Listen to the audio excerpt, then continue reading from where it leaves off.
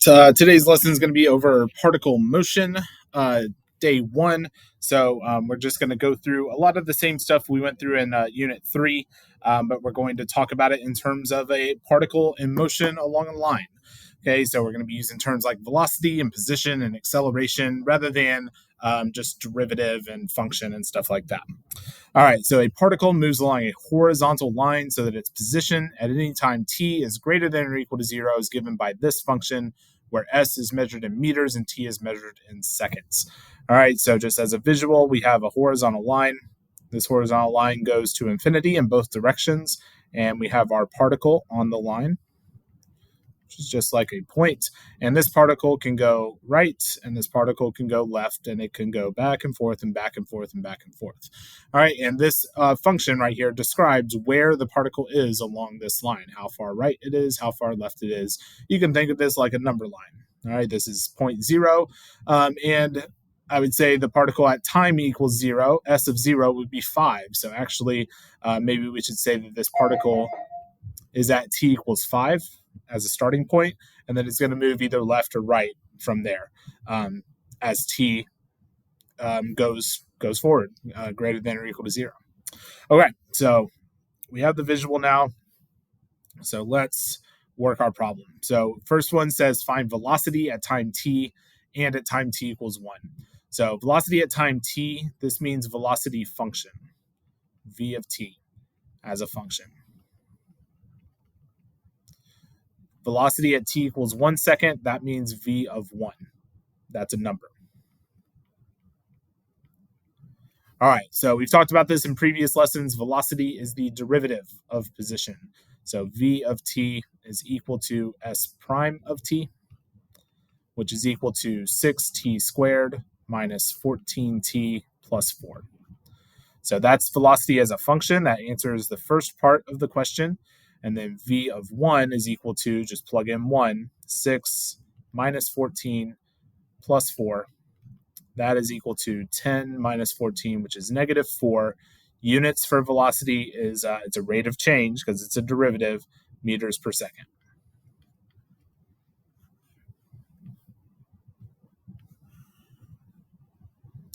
All right, part B, when is the particle at rest, moving right? Justify your answers. All right, particle is at rest when the velocity is 0. So the particle would not be moving if the velocity is 0. So we say set v of t is equal to 0.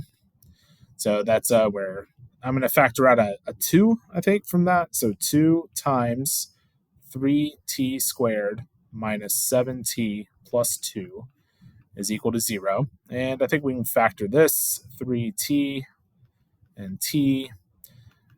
I need a minus, and then I think 2 times 3 is 6, and 1 adds up to negative 7.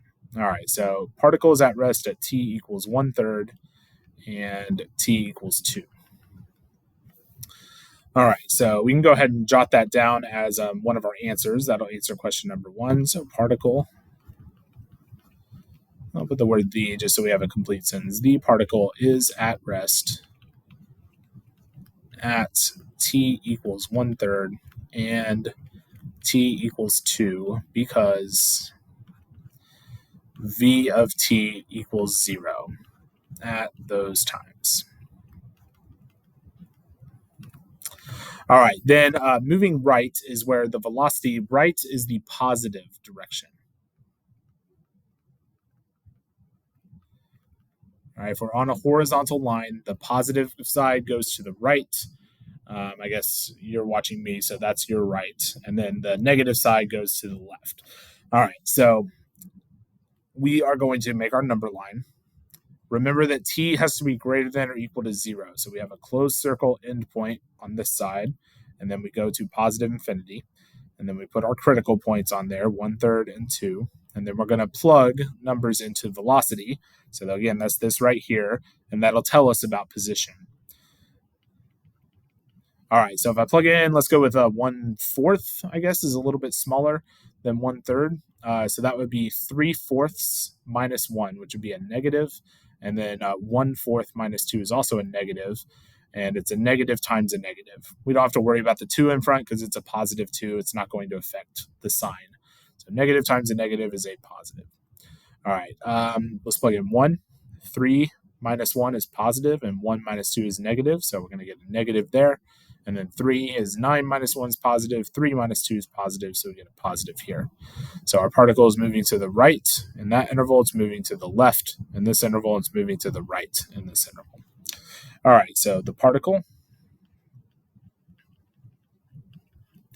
is moving right when, all right, so first interval is 0 to 1/3, 0 less than or equal to t less than 1/3, and t is greater than 2. And we know that because v of t is greater than 0 on those intervals.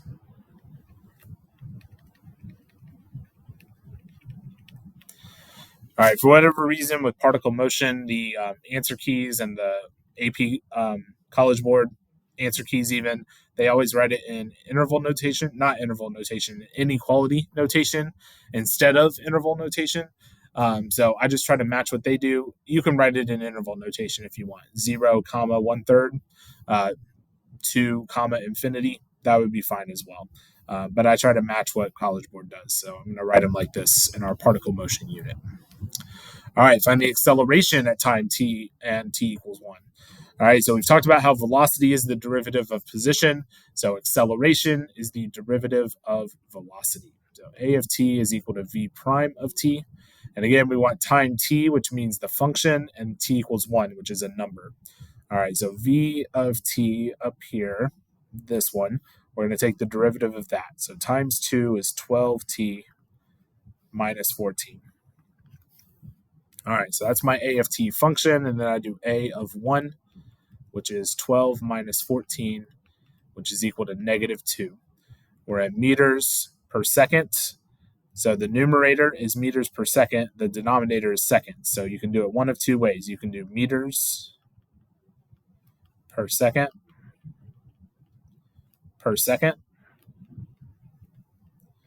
or the common way to do it in physics is meters per second squared. So that's okay as well. Either one will work. All right, find the displacement of the particle between t equals 0 and t equals 1.7. Explain the meaning of our answer. All right, we're going to use a calculator because we have to deal with decimals here. But we're going to have to figure out how to set this up first before we can plug into our calculator. So every time the particle changes direction, we have to take that into account. And I just realized I'm actually talking about displacement, which is different than talking about distance traveled, which is actually our next question. All right, so displacement is literally just how far away are you from where you started. Okay, so I always do this example where, like, if you leave my classroom door and I tell you to run around in a circle around our hallway, and then you finish at my door, all right, your displacement would be 0 in that situation because you started at my door and you finished at my door. The change in where you started and where you finished is 0. But your distance traveled would not be 0, obviously. It would be much more than that because you traveled all the way around in that circle. Okay, so that's the difference between displacement and distance traveled. So displacement is the easy one. Displacement is also known as change in position. Well, we have a function that is called position. That's our s function. So we do s of 1.7 and minus s of 0. Simple as that. All right, like I said, we're going to use our calculator for this. So what I'm going to do is I'm going to store the s function in here. So I'm going to get a calculator page opened up. I'm going to label this s of t just like it is in our notes. And then I'm going to hit control and then this button next to 9 for that colon equals. That's going to store my function. Then I'm just going to type it in. So 2t to the third power minus 7t squared plus, what is it, 2t? Man, I don't remember the rest of it. Let me see. It's plus 4t and then plus 5. All right. Okay, plus 4t and then plus 5. All right, so I hit enter, done. All right, so that's in there. And now for this problem, all I have to do is do S. See how it's bold? Bold means the calculator recognizes it. It's stored as something. So S of 1.7 and then minus S of 1, 0. I keep forgetting. 0. Okay. S of 0. And we hit enter, and there it is. So that is our displacement. We are negative 3.604 meters away from where we started. So that means we went left 3.604 meters. All right. So if we wanted to write this out as a sentence, the particle is 3.604. Notice I didn't put the negative because I'm going to say the word left here. Is 3.604 meters left of where it was at t equals 0. So I should say at t equals 1.7. B particle is 3.604 meters left of where it was at t equals 0. All right. So we don't usually have to write out a sentence for this one, but just wanted to write it out. Oh, it did say explain the meaning of our answer. So there you go. We did it. At t equals 1.7, the particle is 3.604 meters left of where it was at t equals 0. Okay, distance traveled. Much different. So in distance traveled, you have to pay attention to where the particle changes direction. Okay, so we will have a distance traveled between 0 and 1/3, but at 1/3, it starts going back on itself. So think of your particle traveling to the right, and then it stops, and then it goes back to the left. And see how it like recovered that same distance there from here to here? All right, and then it keeps on going left for a little while longer. Okay, so we have to count that distance twice. When you do displacement, you don't count that distance twice. You just go from here to where it finishes over here, and that's it. You only count that part. Okay, so here we want to count this distance back to here, and then all of that too. Okay, so we're going to get a different answer here. Also, distance traveled should always be positive. Distance traveled is always positive. All right, so I like to make a table. So we're going to make a table. We have t and we have s of t. And so we're going to include our two endpoints in our table, and we're going to include any critical points that happen between those two. So 2 is a critical point, but we stop before we hit 2. So we don't need to include that, but we do need to include the 1/3. So we're going to have 0, we're going to have 1/3, and we're going to have 2. Okay, we can use our calculator to find these. We don't need a calculator for 0. We know that's 5. Okay, but let's do our calculator for the other two. So we'll do s of 1/3. And I'm going to put a decimal so I get decimal form. All right, 5.629630. I'm going to include all the decimals here. 5.629630. And then I put the wrong number here. So this should not be 2. This should be 1.7, our other endpoint. All right, so I'm going to plug that into the calculator. S of 1.7. All right, 1.396. All right, and so to find the total distance traveled, you find the difference between the first two, and you do it in absolute value. So absolute value of, and you can do it in either order because we're doing absolute value. The reason we're doing absolute value is because it has to be positive. So it's 5 minus 5.629630, and then plus, and you do the difference of the next two. So 5.629630 minus 1.396. Add those two things together, and that's your total distance traveled. All right, so let's do that. So we'll do absolute value. You can get that from this menu next to the 9. There it is. 5 minus, and then I'm just going to go up and copy this number down like that. And then plus, grab another absolute value, and then do that number minus this number. Okay, so notice that I'm copying my number in there, and see how I'm getting all those decimals. All right, you want to have as much accuracy as possible. So I don't want to put rounded numbers in here, and then when I get my final answer like this, I round that answer off as well, and it could cause some issues. All right, so I don't know if this would change anything, but I'm gonna try, and we'll see what this looks like. So let's see if I put my rounded answer in there, 5.630, like that, and then plus, and then absolute value of 5.630 minus 1.396. All right, it did. Look at that. Okay, so see if I used my rounded answer. All right, so if I had not put all 6 decimals, if I had just put 3, because, right, that's what AP exam requires. We only need 3. So if I had just put 3 like that, and I actually rounded it up to 30, but 29 could have been it as well. But if you round it up to 30, look, I got 4.864, which is wrong. The answer is 4.863 because the 2 has to round down. There's only one answer. They would not accept this if you wrote 4.864. Okay, so make sure you're using the entire number. That's why I always just copy those numbers in there rather than try to use my rounded answer. So be very careful when you have an intermediate value. That's what we call this. This isn't the final answer. So don't round an intermediate value. You only want to round your final answer. That's it. All right, so 4.863 is our answer here. And this is in meters. All right, on to the back. Okay, so this is all the same particle, horizontal line, same function. All right, so part F, when is the particle speeding up? Justify your answer. So there's a hint and a graph here. So speed is the absolute value of velocity. This is something you need to ingrain in your head. Speed is absolute value of velocity. So speed is always positive. Velocity has a sign, and velocity tells us if we're going to the left or if we're going to the right. I think I did that backwards again for you. Left for you, right that way. Speed just tells us how quickly we're doing that, right? So if you have a graph of velocity, and our graph is a parabola, right? Because our velocity is a quadratic function.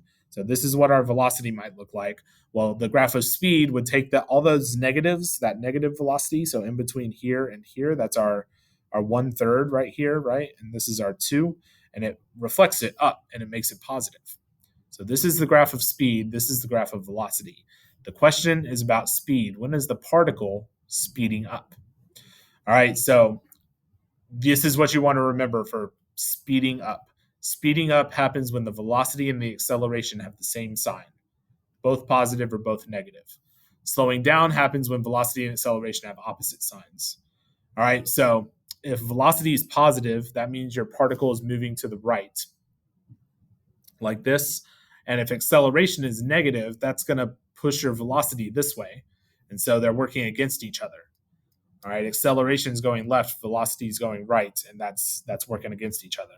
Okay, but if your velocity is negative and you're going left and your acceleration is negative, that's going to push you more left, even faster.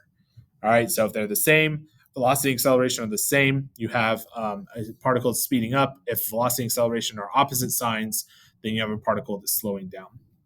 All right, so we're going to do a double sign chart for this. All right, so we've already found all this ourselves. So velocity was equal to 0 when t was 1/3 and t is equal to 2. And then we didn't find where acceleration was equal to 0, but we can quickly do that. Add 14, divide by 12. And let's simplify that into 7/6, which falls in between those two numbers. All right, so we have our endpoint 0. So I'm going to make a little line there. So this is 0. And then we have our 1/3. And then we have our 7/6. And we have our 2. Okay, we're going to do velocity on the top and acceleration on the bottom. All right, so we already did our velocity sign chart for this. So velocity was positive from 0 to 1/3. It was negative from 1/3 to 2. So it's going to be negative here and negative here. The 7/6 wasn't involved with velocity. And then it was positive again, greater than 2.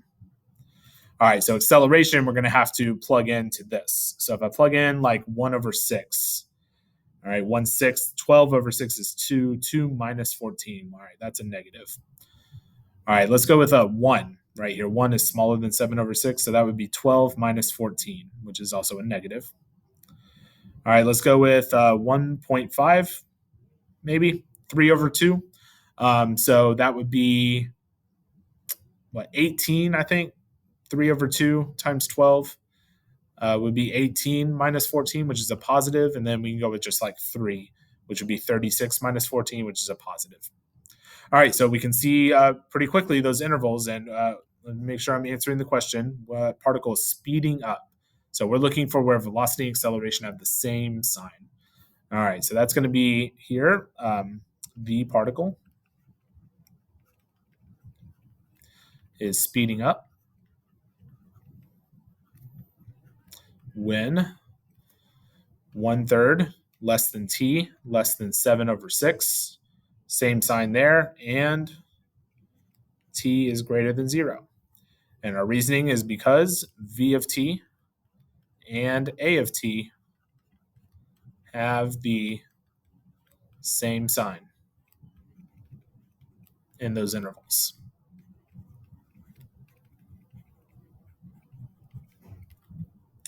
All right, I think that does it.